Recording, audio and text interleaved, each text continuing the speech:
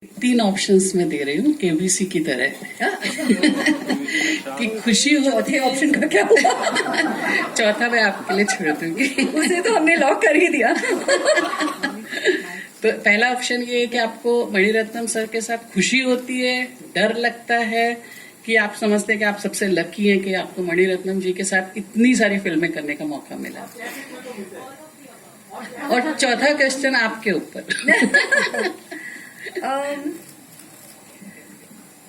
One of the options I've answered time and again. तो सबसे पहले मैं खुशी कहूंगी और I'm thankful to God, grateful to God that as an artist, like I said, I got to begin. He's my first guru as an artist, and I got to begin with him. So it's gratitude, it's absolute gratitude, and unabashed joy and happiness. That वो जो contentment जो मिलती है, वो जो creative security मिलती है, उसमें जो एक सुकून है, एक peace है, एक spirituality है, कि मतलब हम जानते हैं कि यहाँ हम यही करने आए हैं. You're here to work with this creative genius and the team that he brings together, where you actually get to work with just brilliance, and everybody truly brings their student-like approach to the set, because that's the teacher we're working with. That's the guru we're all working with. I mean, he is the captain. And he doesn't announce it, he doesn't state it. It is just a given, and everybody is out there to try and, like Rahman sir said, you know, it's search for excellence, and that search is on. कभी convince नहीं होते कि मतलब हाँ पहुंच गए, मिल गया, we've done it. No, it's that search is a constant, and with each experience it just keeps growing. And I think that's the purest form of learning for any artist, to keep that going, that you know you need to constantly evolve. There's nothing called arriving or reaching and, you know, to reach a point where you feel you know it all. It's beautiful. I mean, our guru itself, himself always says, when we say like, do you know? He'll always say, no, I only know what I don't want. And we're constantly trying to figure out what it is that we're looking for. And it's so nice that he keeps it that pure. And he's always about keeping it true, keeping it real. तो एक ही लफ्ज में तो नहीं कह सकते, कोई ऐसे एक पॉइंट को लेके हम उस पर उंगली डाल के वो ग्रीन हाईलाइट नहीं होगा. बेसिकली इस पर हम we'll just go on and on. हम बोलते जाएंगे, because it is evolution, and that doesn't come to an end. So thank you. This side over here, this is on surging, you know, looking to the future, you know, and then obviously going back to history, you know, what is there for the society to derive, you know, by going back through history, through such films or, you know, other forms of literature? I think you learn everything from history. I think education itself is what you've learned, and what new comes in, and, you know, it builds up. So everything is from past is when the future comes. So I think, especially in this novel and this film, I think after 1,000 years, it is still relevant. The politics of it is still relevant. The psychology of it is still relevant.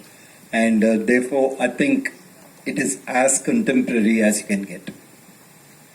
Aishwarya, ma'am, would you like to add to it? Please put it aptly. The point about, I mean, you'll always learn. History is your foundation.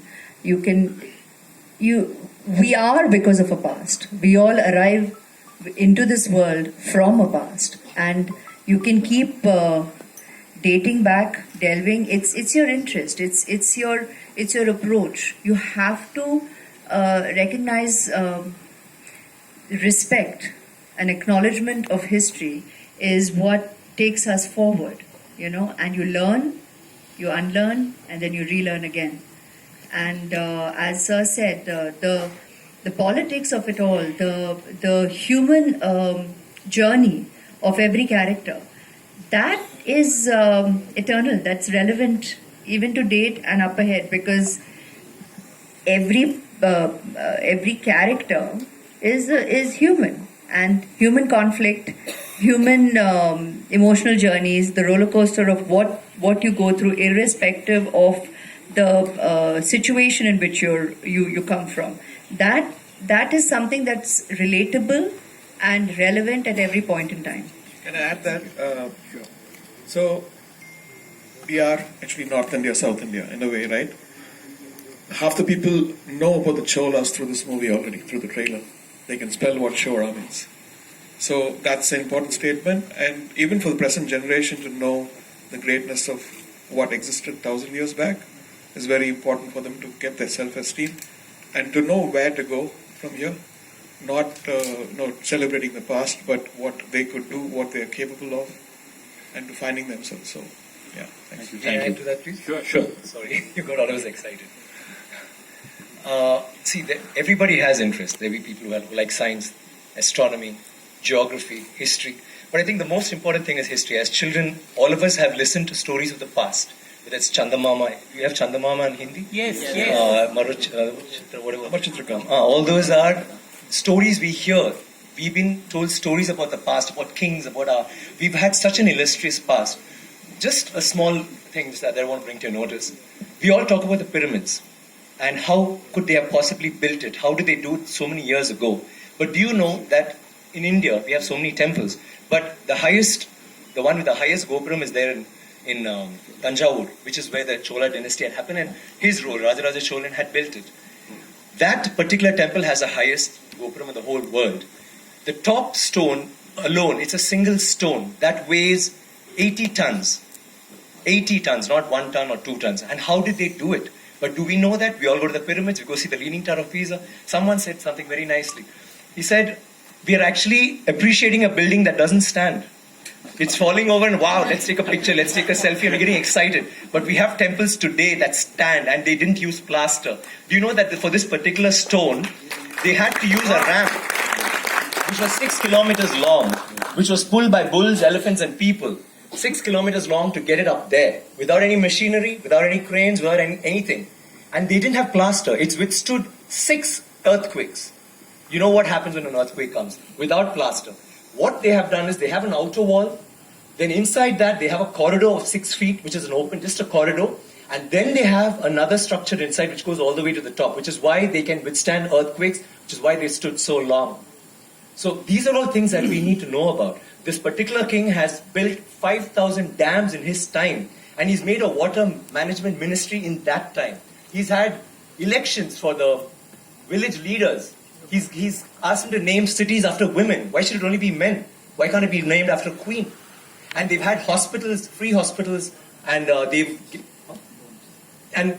he actually brought loans. I mean, he used to give loans. He used to help people get dignity, not just throw money around. So this is something that's so illustrious. And this happened in the 9th century. I'm sorry I'm taking so much time. It happened in the 9th century when the rest of the world, you talk about superpowers today, the 9th century all this happened when we had the biggest maritime naval thing in the world. And it went all the way to Bali, all the way to Malaysia, and went till we sent emissaries to China. And you know what was the superpower doing then? America hadn't been discovered by Columbus till 500 years later. So think about our culture, think about how advanced we were. We need to be proud of this. It's nothing to do with North India, South India, West India, East. It is, we are Indians. And we need to feel proud about that. And England is so illustrious, but England were invaded by the Vikings and Europe was in the dark ages during the 9th century. They had nothing going on. So don't you think we should celebrate history? Thank you. Watch our history.